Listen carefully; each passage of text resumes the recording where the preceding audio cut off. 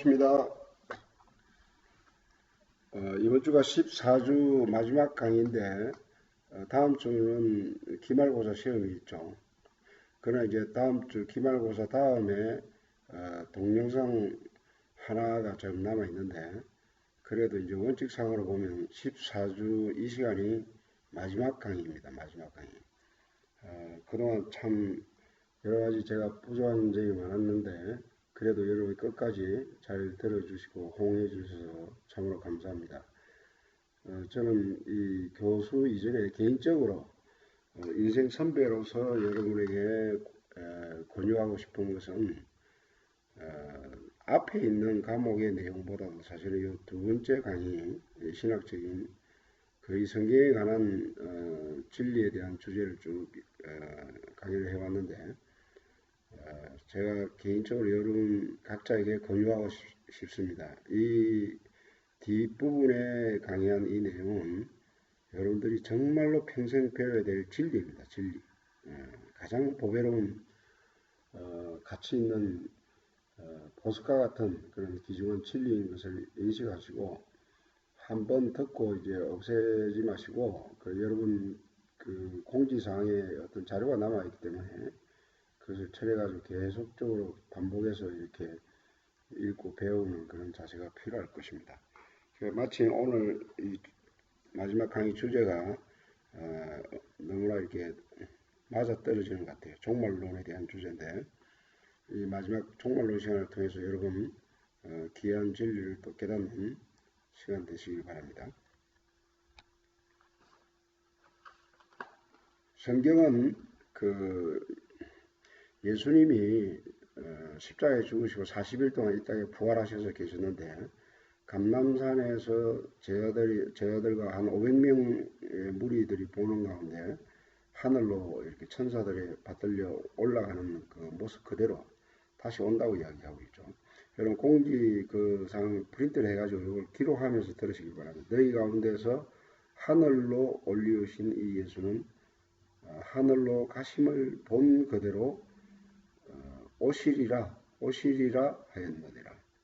반드시 예수님이 다시 오신다고 성경은 오히려 초림보다도 다시 오신 예수님이 재림에 대해서 더 많이 이야기하고 있죠.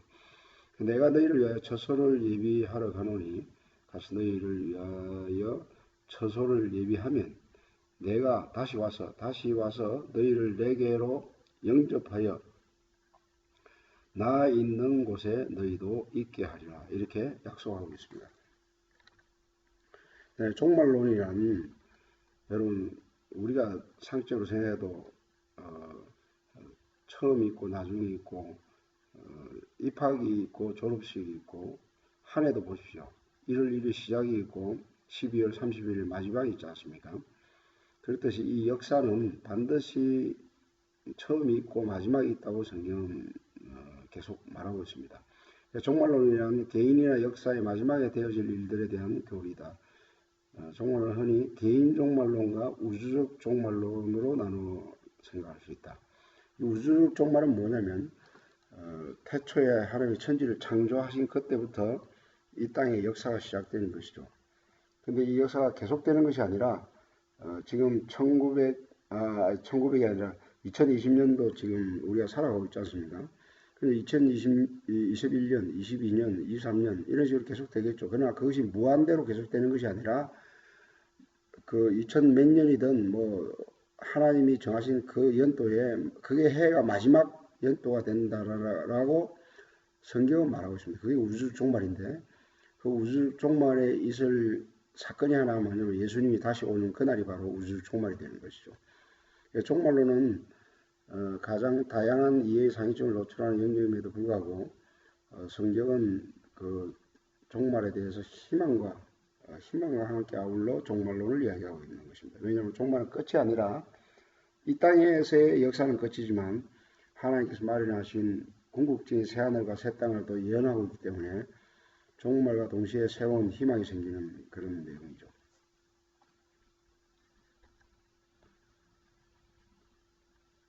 개인적 종말이라는 건 뭐냐면 이 땅에 여러분들도 태어난 그 생일 있지 않습니까? 생일 연도가 있는데 그 출생이 있으면 여러분들이 이 땅에서 무한정하게 사는 것이 아니라 성경은 뭐 70이요 80, 강건하면 80 정도 산다고 했는데 요새는 뭐 100세 시대라고 이야기하지만 그래 어쨌거나 100세를 살든 80을 살든 중간에 젊어서 죽든 간에 태어난 인생은 반드시 죽는다는 것이죠. 그래서 죽음의 날짜를 모를 뿐이지 반드시 죽는다는 사실은 태어난 모든 인간은 동일한 것이죠. 역사 속에 태어난 인간은 다 죽었습니다. 지금 현재 우리가 살아오고 있는데 우리 역시도 분명히 성경의 예언대로 한 번 죽는 것은 사람의 정한 것이라고 성경은 말했는데 반드시 이 땅에 죽음이 있다는 것이죠. 그래서 인간이 직면해야 될 마지막은 가장 원수는 죽음입니다. 죽음. 근데 이 죽음이 죄 때문에 왔다고 성경은 말했는데 이 죄의 문제를 해결할 때 죽음을 해결하는 처방책이 될 수 있고 죽음을 극복할 수가 있죠. 그 다음에 이제 그 죽음의 종류를 조금 정확하게 저번에 인간론 할 때 우리 이야기했는데 간단히 또 다시 한번 설명하겠습니다. 육체적 죽음이란 뭐냐면 육체로부터 영혼이 분리되는 것이 영혼이 육체로부터 분리되는 것이 육체적 죽음입니다. 영적 죽음은 뭐냐면 인간이 하나님으로부터 분리되어 있는 상태를 말합니다. 아담과 하와가 처음 범죄하고 난 다음에 하나님과 단절이 되어버렸죠. 물론 육체적으로 당장 죽지는 않았지만 죄가 있고 나서 하나님과 단절이 되어버렸죠. 그 다음에 영원한 죽음, 인간이 하나님으로부터 영원한 분리, 이걸 갖다가 소위 말해서 계시록에 나와 있는데 이걸 소위 이제 둘째 사망이라고 합니다. 이 중에서 가장 무서운 죽음은 바로 이 둘째 사망, 소위 이제 그 죄를 해결받지 못한 사람들이 유황과 불못이 타는 그런 불못에 던지우는 그 사망을 둘째 사망이라고 성경은 이야기하는데 무시무시한 죽음이죠. 성경은 이렇게 세 가지 죽음을 나눌 수가 있습니다. 그래서 죽음이라는 것은 어떤 면에서 참 우리의 인생 전체를 파멸시키는 거죠. 모든 게 무너지고 모든 게 붕괴되고 보통 죽으면 끝난다 이렇게 생각하지 않습니까? 그래서 그 죽음이란 건 참으로 무서운 것인데 계시록 6장 8절에 하면 사망은 폭력자로 상징되고 있고 사망 후에는 음부가 뒤따른다고 이야기해요. 음부가 뒤따른다는 이 그 단어의 의미는 뭔가 이 지옥과 똑같은 어떤 그런 장소에 예수 안 믿는 사람들, 특별히 이제 죄의 문제가 해결되지 않은 사람은 그곳으로 간다라는 그 뉘앙스가 있습니다. 다양한 방법으로서 인간의 지상 존재를 파괴하고 이 같은 죽음은 죄로 말미암아 초래된 하나님의 심판의 결과로서 초래된 것이다. 심판의 결과로서 초래된 것이다. 그 다음에 출발로서의 죽음은 뭐냐면 예수 안에서 그러니까 하나님을 믿고 하나님의 백성이 된 죽음은 불신자의 죽음과 성격이 완전히 틀리다고 성경은 말합니다. 특별히 예수를 믿고 그리스도 안에서의 죽음은 그리스도 안에 있는 성도들에게 새로운 관점이고 그리스도인들에게 있어서 죽음은 곧 떠남이요. 이것은 곧 예수 그리스도와 함께 있게 된다는 걸 의미한다. 바울은 자신의 죽음을 떠날 기약이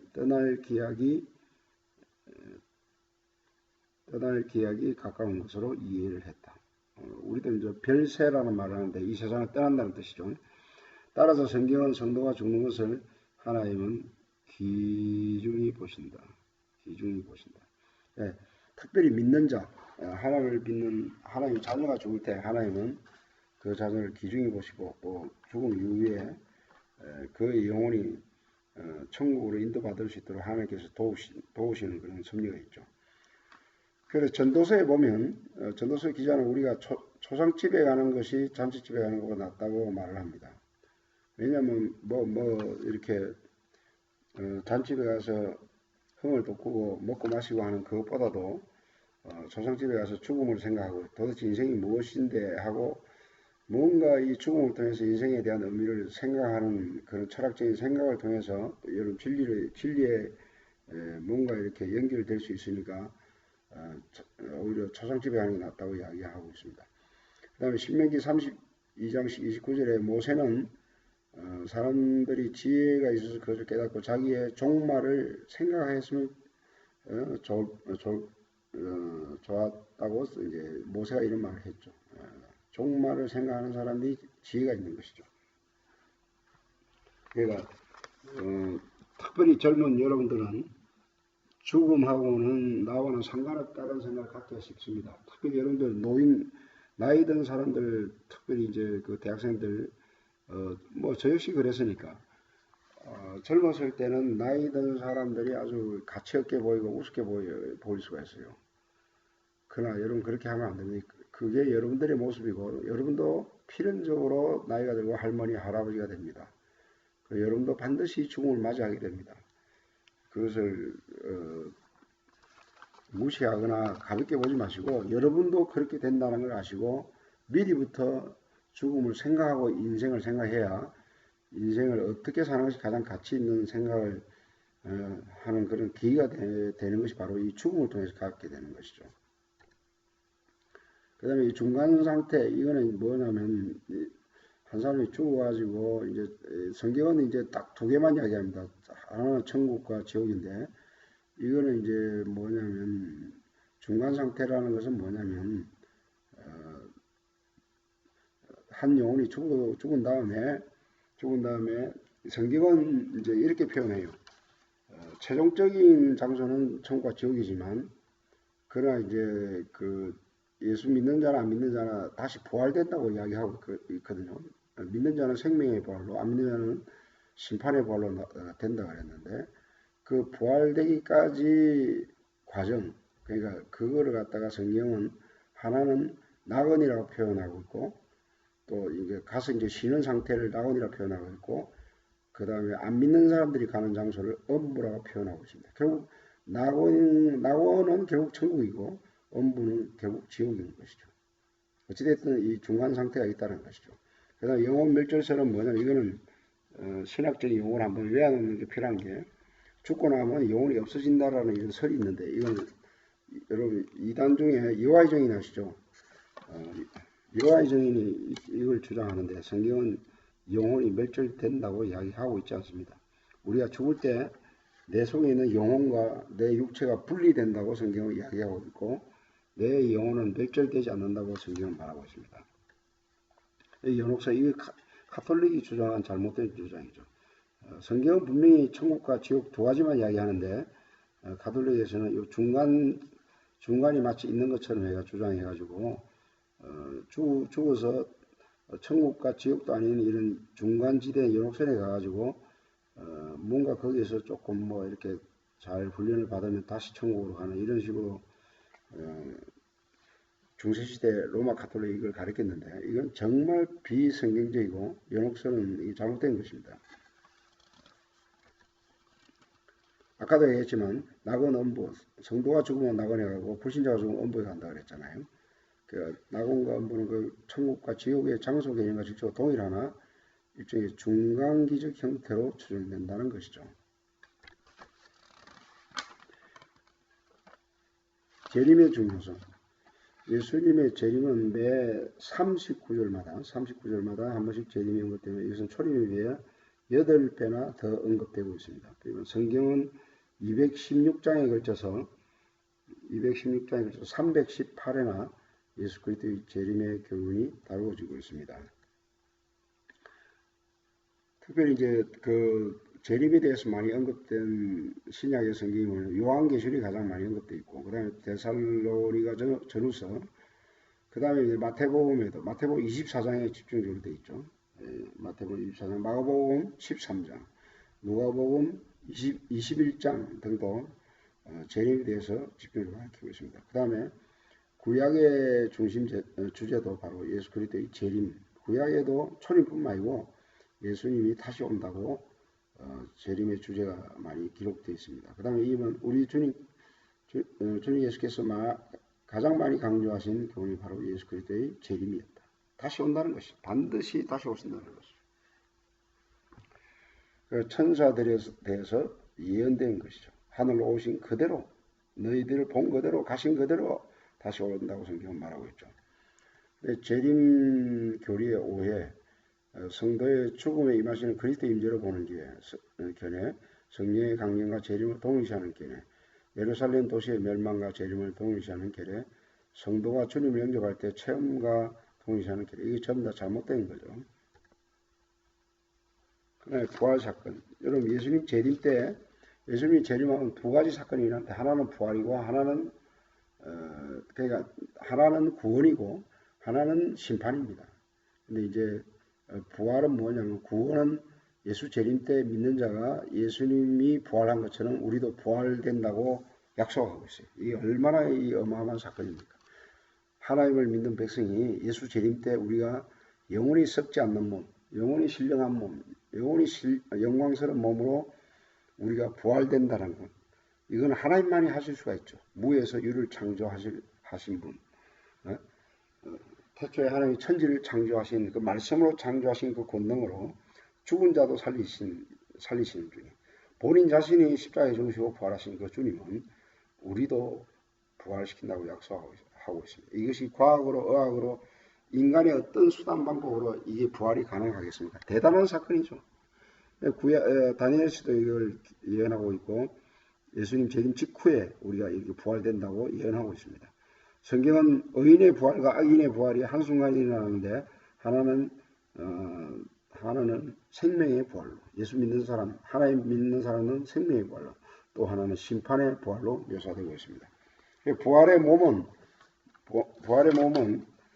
지금 우리가 입고 있는 우리가 이제 가지고 있는 육체는 나이가 들면 병들고 늙고 그러지 않습니까? 그러나 이 부활의 몸은 전혀 상하지 않고 썩지 않고 한마디로 늙지 않는 어떻게 표현하고 있냐면 불멸의 몸, 영광스러운 몸, 또 강한 몸, 혹은 신령한 몸, 혹은 하늘에 속한 몸 이런 식으로 설명하고 있죠. 참 어떤 단어의 표현도 다 이게 모자랄 만큼 신비스럽고도 또 영광스러운 참으로 그때 가보면 우리가 아마 너무나 놀라게 될 것입니다. 그런 썩지도 않고 죽지도 않는 영원한 몸으로 영생하게 된다는 사실. 주님 믿는 사람은 이런 소망이 있는 것이죠.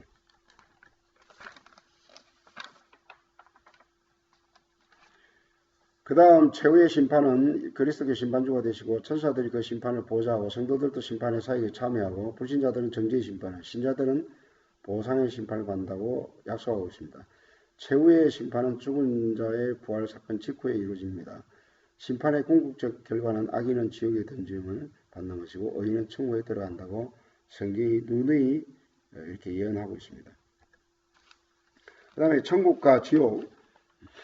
시간이 많이 갔는데 제가 끝날 시간이 다 됐는데 최대한 빨리 해가지고 마치도록 하겠습니다. 천국과 지옥은 분명한 장소이다. 천국은 새하늘과 새 땅으로 이루어졌고 하나님께로부터는 선물이다. 천국은 안식의 장소이다. 이 땅을 살아가면 우리가 여러 가지 무거운 짐을 지고 살아가는데 영원한 안식이 주어지죠. 그 다음에 천국에서 가장 중요한 예배이다. 살아있는 예배를 하게 되면 하나님의 임재를 경험하게 되는데 예배가 결코 지루하고 아주 나쁜 게 아니에요. 하나님의 임재를 경험하는 이것보다 더 인생의 행복은 없거든요. 근데 천국은 성도들이 세세토록 왕노릇 한다는 성경이 그렇게 표현하고 있어요. 왕노릇. 가서 보면 알죠. 무엇을 다스리는지 몰라도 우리가 왕노릇 한다고 표현되어 있습니다.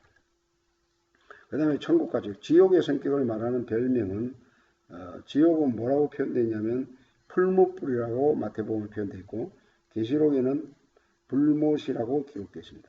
지옥의 다른 명칭은 풀무불과 불못이고 지옥은 본래 마귀와 그 사자들을 위하여 예비했던 것이다. 타락한 천사들이 타락한 결과로 말미암아 형벌의 장소를 예비한 장소가 지옥인데 이 땅에서도 하나님을 믿지 않고 마귀의 끝까지 하나님을 회개하고 예수께로 돌아오라고 하는 이 복음의 메시지를 거절하고 마귀의 음성을 쫓아서 이 땅에서 육신을 쫓아서 하는 그 결과로 영원한 지옥에 들어간다고 성경은 경고하고 있습니다. 그래서 지옥의 형벌도 성경은 영원하다고 이야기합니다. 저는 신학 공부하면서 참 이 주제에 대해서는 지금도 생각하기 싫어요. 왜냐하면 너무 끔찍스럽고 어떻게 하나님이 이런 것을 또 예비하셨는가라는 의문도 드는데, 그러나 우리가 그렇게만 생각할 것이 아니라 이 죄라는 것이 얼마나 무섭다는 걸 여러분 인식하시고, 그리고 예수 그리스도를 믿는 이 복이 죄 형벌에서 벗어나고 제가 그동안 많이 강조했지 않습니까? 칭의를 얻고 의롭다함을 얻고 제사함을 얻고, 이 결과가 얼마나 큰 복이라는 것은 여러분들이 뭐 돈을 벌고 승진을 하고 어떤 이 땅에서의 기쁜 일보다도 예수 믿는 게 더 소중하다는 것이죠. 그래 마태복음 9장은 11장 21절 24절에, 누가복음 12장 47, 48절에 말씀드린 심판의 형벌에 등급이 있다고. 등급. 그러니까 불신자들도 그 어떤 자기 행동에 따라서 약간의 차이가 있다는 걸 암시하고 있습니다. 그다음 예수 재림의 징조, 지금 민족과 민족이 나라와 나라가 대적을 하겠고, 그러니까 성경을 보면 예수님이 몇 년도 몇 시에 온다는 때와 그 시기에 대해서는 절대로 말하지 않았어요. 그건 아무도 모른다 그랬습니다. 그건 굉장히 비밀에 붙여놨고, 단지 예수님 재림 직전에 일어날 그런 징조들에 대해서는 많이 언급되어 있습니다. 특별히 민족과 민족과 나라가 되죠. 중동에 얼마나 전쟁이 가고, 우리나라도 지금 남북 간에 지금 이렇게 38선에 갈려서 얼마나 남북 간에 서로 대적을 하고 그동안 희생된 사람들이 얼마나 많습니까? 그 다음에 기근과 지진, 첫째 기근과 지진. 여러분, 최근에 100년 동안 일어났던 지진의 횟수가 1900년 동안 일어났던 지진의 횟수보다 더 많다는 걸 아십니까? 그만큼 요즘 지진이 많아요. 얼마 전에 한국에도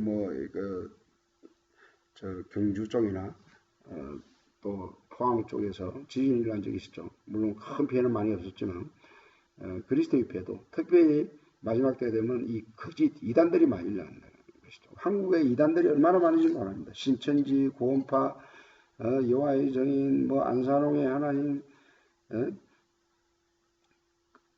여러 가지 어떤 이단들이 한 30몇 가지의 이단들이 있다는데 여기서 다 소개할 수 없고, 여러분들은 정말 제가 이 두 번째 가리키는 이 진리에 대해서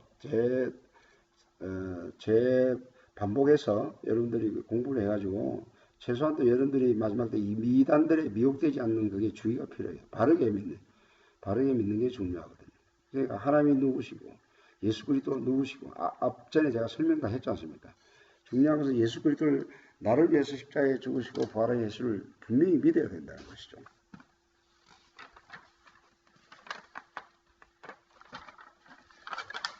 그 다음에 4번 거짓 선지와 거짓 그리스도의 출현, 이거 비슷한 이야기고, 그다음에 복음 전파, 이 모든 민족의 전거가 되게 하여 온 세계 전파들이 그제야 끝이 오리라. 예수님이 그랬죠. 이 복음이 땅끝까지 전거되어야 하리니 그제야 끝이 온다 했거든요.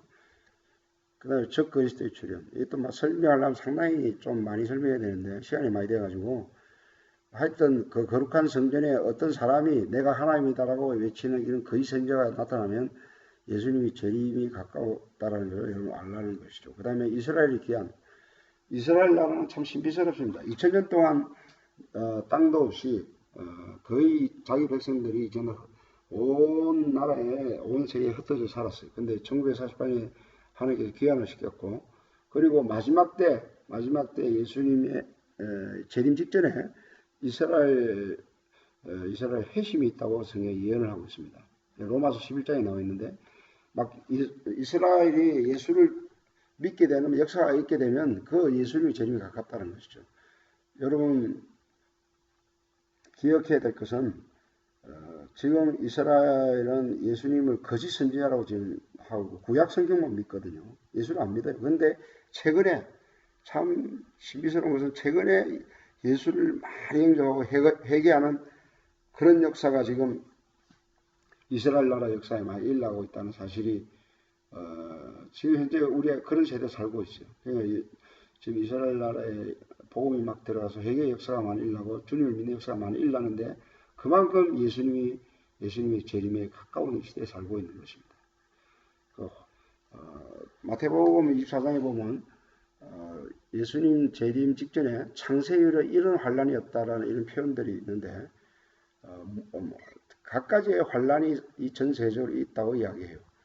요즘 지금 지진뿐만 아니고 이런 코로나 이런 바이러스라든가 기근이라든가 이런 전반적인 이 모든 것이 환난과 어떤 하나님의 어떤 그 고난으로 이렇게 묘사되고 있는데, 하나님이 이걸 통해서라도 너희들이 인간이 얼마나 약한 존재라는 걸 알고 하나님께로 돌아와라, 하나님께 돌아와라, 그런 사인이죠. 우리가 예수를 믿게 되면 뭐 이건 좀 극단적인 이야기지만, 예수를 믿게 되면 정말로 코로나 걸리든 뭘 어떤 형태로 죽게 되든 예수를 믿고 죽으면 성경은 영원한 천국에 들어간다고 약속을 하고 있습니다. 제가 조금 지금까지 강의하면서 예수를 믿으라고 상당히 강조를 많이 하는 분위기 속에 지금 제가 강의를 하고 있는데, 그만큼 여러분들을 사랑하기 때문에 학생 가운데 아직도 믿지 않는 학생이 있으면 예수를 믿고 구원받는 게 너무 좋기 때문에 이렇게 여러분들에게 권유를 하는 것입니다. 그동안 강의를 잘 들어주셔서 진심으로 감사드립니다. 감사합니다.